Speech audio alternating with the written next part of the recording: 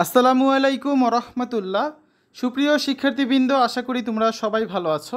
এই ভিডিওটা তৈরি করছি ষষ্ঠ শ্রেণীর শিক্ষার্থীদের জন্য। 2024 সালে ষষ্ঠ শ্রেণীর ষান্মাসিক মূল্যায়নের গণিত পরীক্ষাটা হবে 10 জুলাই।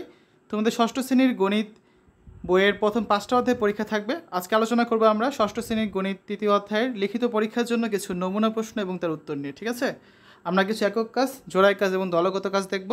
আমরা বিগত 2টা পর্বে প্রথম 2টা অধ্যায় নিয়ে আলোচনা করেছিলাম। যারা দেখোনি তারা প্লেলিস্ট থেকে দেখে নিতে পারবে। আমি ভিডিওর কমেন্টে লিঙ্ক দিয়ে দেবো, সেখান থেকে তোমরা দেখে নিতে পারবে। আমরা বেছে বেছে কিছু ইম্পর্টেন্ট কাজগুলো নিয়ে এখানে আলোচনা করি। আমরা বাকি যে 2টা অধ্যায় আছে সেগুলো নিয়েও খুব শীঘ্রই তোমাদের প্রশ্নগুলো দিয়ে দিব। তো দেখো শিক্ষার্থীরা, তোমরা ইউটিউবে সার্চ অপশনে গিয়ে মেকানিক্যাল ইঞ্জিনিয়ারিং আমাদের চ্যানেলের নামটি লিখে সার্চ দিলে চ্যানেলটা পেয়ে যাবে। সেখানে গিয়ে দেখবে প্লেলিস্ট করা আছে আলাদা আলাদা করে প্রত্যেকটা শ্রেণীর জন্য। তো তোমরা ষষ্ঠ শ্রেণীর যে প্লেলিস্টটা রয়েছে, ষষ্ঠ শ্রেণীর অর্ধবার্ষিক পরীক্ষা বা ষষ্ঠ শ্রেণীর ষান্মাসিক মূল্যায়ন, এখানে গেলে দেখবে ষষ্ঠ শ্রেণীর প্রত্যেকটা বিষয়ের উপর নমুনা প্রশ্নপত্র দেওয়া আছে, কী কী পড়তে হবে সেই বিষয়ে আলোচনা করা আছে এবং অধ্যায় ভিত্তিক সাজেশন দেওয়া আছে। তোমার যে ধরনের ভিডিও দরকার তুমি এখান থেকে খুব সহজেই দেখে নিতে পারবে। এই তোমাদের বই সূচিপত্র। আমরা এর আগে 2টা পর্বে, প্রথম অধ্যায় সংখ্যার গল্প আর দ্বিতীয় অধ্যায় পূর্ণসংখ্যা জগৎ নিয়ে আলোচনা করেছিলাম।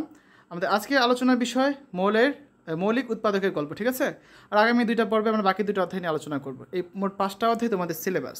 তো দেখো, প্রশ্ন একে আমরা একটা একক কাজ রেখেছি। একজন ফুল বিক্রেতা বিভিন্ন শাড়িতে 24টি ফুলের তোড়া সাজাতে চায়। তিনি প্রতিটি শাড়িতে একই সংখ্যক তোড়া দিয়ে সেগুলো কত বিভিন্ন উপায়ে সাজাতে পারেন। ঠিক আছে, দেখো 24কে কী লেখা যায়? 24 সমান 1 গুণ 24 লেখা যায়, 2 গুণ 12 লেখা যায়, 3 গুণ 8ও লেখা যায়, আবার 4 গুণ 6 মানে 24। আবার উল্টাটাও হয়, কী হয়? 6 গুণ 4 হয়, তারপর 8 গুণ 3 হয়, 12 গুণ 2 হয়, আবার 24 গুণ 1 হয়। তার মানে মোট 8ভাবে সাজানো যায়। ঠিক আছে, তাহলে আমরা কী বলতে পারি?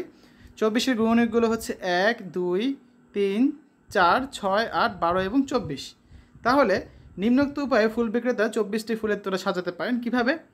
প্রতি শাড়িতে 1টি করে 24টি শাড়ি, প্রতি শাড়িতে 2টি করে 12টি শাড়ি, প্রতি শাড়িতে 3টি করে 8টি শাড়ি, প্রতি শাড়িতে 4টি করে 6টি শাড়ি। কারণ আমাদের ছিল কি 3 8 24, তারপর ছিল কি 4 6 24। ঠিক আছে, প্রতি শাড়িতে 6টি করে 4টি শাড়ি। কীভাবে? কারণ 6 4 24। প্রতি শাড়িতে 8টি করে 3টি শাড়ি, প্রতি শাড়িতে 12টি করে 2টি শাড়ি, আর প্রতি শাড়িতে 24টি করে 1টি শাড়ি। ঠিক আছে, এভাবে সাজানো যায়। 2 নম্বরে আমরা আরেকটা একক কাজ রেখেছি। কী বলা আছে দেখো, একটি ঘরের দৈর্ঘ্য প্রস্থ উচ্চতা যথাক্রমে 6 মিটার 80 সেন্টিমিটার, 5 মিটার 10 সেন্টিমিটার এবং 3 মিটার 40 সেন্টিমিটার। তোমাকে কোনো স্কেল দেওয়া হবে না, শুধু একটি লাঠি দেওয়া হবে। লাঠির দৈর্ঘ্য তুমি যা চাইবে সেটাই পাবে, কিন্তু একবারই বলার সুযোগ পাবে, মানে লাঠি একটিই পাবে। এই লাঠি দিয়ে তোমাকে ঘরের দৈর্ঘ্য প্রস্থ উচ্চতা প্রত্যেকটি সঠিকভাবে পরিমাপ করে নিশ্চিত করতে হবে তুমি সর্বোচ্চ কত দৈর্ঘ্যের লাঠি চাইবে। দেখি আমরা এটা কীভাবে করা যায়। দেওয়া আছে ঘরের দৈর্ঘ্য 6 মিটার 80 সেন্টিমিটার, এটাকে 1 এককে নিতে হবে, আমরা সেন্টিমিটারে নিব। তাহলে 6 মিটারকে কী লেখা যায়? 6 গুণ 100 যোগ 80 সেন্টিমিটার। কারণ আমরা জানি 1 মিটারে 100 সেন্টিমিটার, তাহলে 6 মিটারে কত? 6 গুণ 100 বা 600 সেন্টিমিটার। 600 সেন্টিমিটার আর 80 সেন্টিমিটার যোগ করলে কত হয়? 680 সেন্টিমিটার। এইগুলো দৈর্ঘ্য। সেমভাবে প্রস্থ বের করব। 5 মিটার 10 সেন্টিমিটার, তার মানে 5 মিটার মানে 5 গুণ 100 সেন্টিমিটার যোগ 10 সেন্টিমিটার। 500 আর 10 যোগ করলে হয় 510 সেন্টিমিটার। উচ্চতা যদি বের করি 3 মিটার 40 সেন্টিমিটার, 3 মিটারকে লেখা যায় 3 গুণ 100 সেন্টিমিটার প্লাস 40 সেন্টিমিটার। 300 আর 40 যোগ করলে হয় কত? 340 সেন্টিমিটার। তাহলে যে লাঠি দ্বারা ঘরের দৈর্ঘ্য প্রস্থ উচ্চতার প্রত্যেকটি সঠিকভাবে পরিমাপ করা যাবে, ওই লাঠির দৈর্ঘ্য হবে ঘরের দৈর্ঘ্য প্রস্থ ও উচ্চতার গসাগুর সমান। ঠিক আছে, তাহলে আমরা যদি গসাগু বের করি, দেখো প্রথমে আমরা 3টা সংখ্যা লিখলাম, 680, 510 আর 340। যদি 2 দ্বারা আমরা ভাগ করি, সবচেয়ে ছোটো সংখ্যাতে ভাগ করতে হবে। 2 দ্বারা ভাগ করলে 680কে ভাগ করলে থাকে 340, 510কে করলে থাকে 255, আর 340কে 2 দ্বারা ভাগ করলে থাকে 170।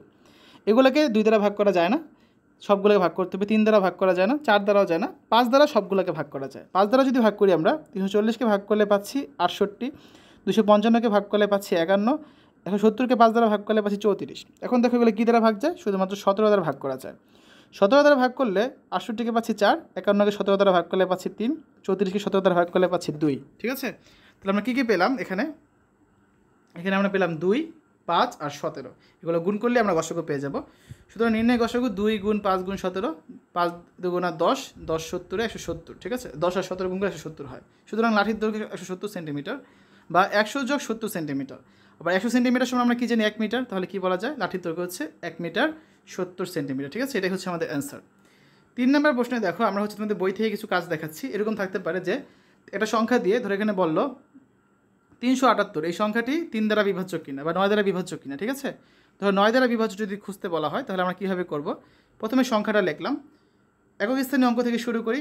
8-এর স্থানীয় মান কত এখানে 8, 7 হচ্ছে দশক স্থানীয় অবস্থানে আছে, তাহলে 7-এর স্থানীয় মান কত এখানে 7 গুণ দশক, যেহেতু 10 দ্বারা গুণ তার মানে 70।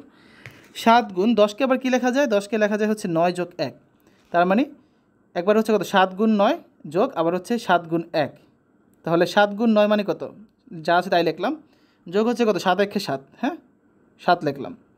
এরপর আসো 3-এর স্থানীয় মান, এটার ক্ষেত্রে আমরা কী করব, এটা হচ্ছে আসছে শতকের ঘরে, তার মানে 3 গুণ 100, 3 গুণ 100কে কী লেখা যায় আবার 99 যোগ 1, তার মানে 3 গুণ 99 যোগ হচ্ছে আবার 3 গুণ 1, 3 গুণ 99কে আবার কী লেখা যায় 3 গুণ 99কে লেখা যায় 9 গুণ 11 আর যোগ 3 একে 3, ঠিক আছে। এবার রাখলাম আমরা, তাহলে খেয়াল করো শেষ ঘরে আছে 8, শেষ ঘরে আছে 7, শেষে আছে 3।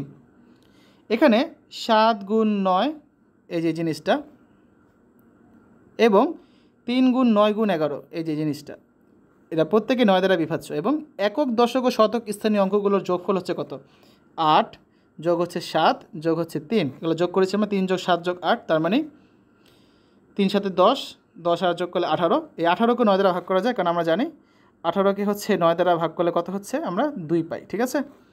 ফলে কী বলতে পারি 378 সংখ্যাটি হচ্ছে 9 দ্বারা বিভাজ্য। এভাবে যে কোনো একটা বিভাজ্য সংখ্যা থাকতে পারে। আমরা হচ্ছে এখানে আরেকটা আছে দেখো 3512, এটাকে লিখলে কীভাবে হয় সেমভাবেই আছে, এটা আর বলছি না। আমরা আরেকটা অঙ্ক দেখি, একই নিয়মের অঙ্ক, এটা আর বলবো না, হ্যাঁ। আরেকটা দেখি যে ছবিতে গসাগুর মাধ্যমে কীভাবে 18 এবং 12-র গসাগু নির্ণয় করতে হয়। পাশের দেখানো মৌলিক উৎপাদকের গাছের সাহায্যে গসাগু নির্ণয়ের পদ্ধতি এবং গসাগুর খেলা অংশের শুরুতে দেখানো পদ্ধতির কোনো মিল পাচ্ছ কিনা। আসলে আমরা দুইটা পদ্ধতি দেখি তাহলে বুঝতে পারবো। প্রথমে এখানে কী করা আছে, 18কে কী লেখা যায় ভেঙে, 18কে ভেঙে লেখা যায় 2 গুণ 3 গুণ 3, আবার 12কে কী লেখা যায় 2 গুণ 2 গুণ হচ্ছে 3। খেয়াল করো এই দুটার মধ্যে একটা 2 কমন আছে, আবার একটা 3 কমন আছে, যেগুলো কমন আছে সেগুলো গুণ করলে হচ্ছে আমরা এখানে গসাগু পাই, তাহলে 3 দুগুণে কত 6।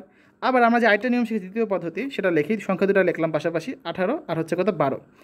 18 আর 12কে কী দ্বারা ভাগ করা যায়, শুধুমাত্র 2 দ্বারা ভাগ করা যায়, প্রথমে সবচেয়ে ছোটো যেটা 2 দ্বারা ভাগ করলে আমরা কত পাচ্ছি 9 আর 6, 9 আর 6 কত দ্বারা ভাগ করা যায়, আবার 3 দ্বারা ভাগ করা যায়, 3 দ্বারা ভাগ করলে পাচ্ছি কত আমরা 3 আর হচ্ছে 2, তাহলে এই যে 2 আর 3 পেলাম, এই 2 আর 3 গুণফল কত 6। তুমি এভাবে করতে পারো অথবা এইভাবেও কিন্তু বের করতে পারো, ঠিক আছে। এই হচ্ছে দুইটা পদ্ধতি। তো এই ধরনের প্রশ্নই তোমাদের পরীক্ষা আসবে। তো শিক্ষার্থীরা এতক্ষণ আমরা আলোচনা করলাম ষষ্ঠ শ্রেণীর ষান্মাসিক মূল্যায়নের গণিত বইয়ের 3য় অধ্যায়ের কিছু লিখিত পরীক্ষার জন্য নমুনা প্রশ্ন এবং তার উত্তর নিয়ে। আমরা হচ্ছে আগামী পর্বগুলোতে বাকি অধ্যায়গুলো নিয়ে আলোচনা করব। তোমরা হচ্ছে আমাদের চ্যানেলের প্লেলিস্টে গেলে সেখানে ভিডিওগুলো পেয়ে যাবে, আমি কমেন্টে হচ্ছে লিঙ্ক দিয়ে দেবো, সেখান থেকে যেটা দেখে নিতে পারবে। তো শিক্ষার্থীরা পরবর্তী পর্বগুলো দেখার আমন্ত্রণ জানিয়ে আজ এখানে বিদায় নিচ্ছি। আল্লাহ হাফেজ।